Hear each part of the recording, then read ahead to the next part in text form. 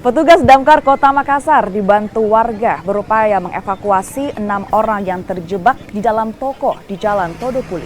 Petugas terpaksa menjebol kaca jendela di lantai 2 toko untuk mengeluarkan 6 orang, termasuk seorang bayi yang terjebak dalam kebakaran. Usaha petugas baru berhasil setelah mereka berjuang lebih dari 1 jam. Para korban yang selamat kemudian dilarikan ke rumah sakit untuk jalani perawatan.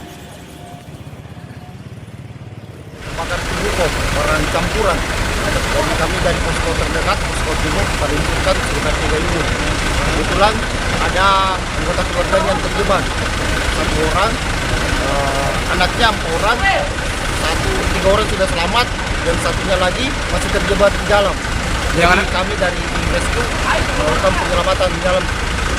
Kebetulan ada 1 orang yang kita temukan, kita selamatkan bawa keluar. Tapi kan lumayan tebal asapnya di dalam.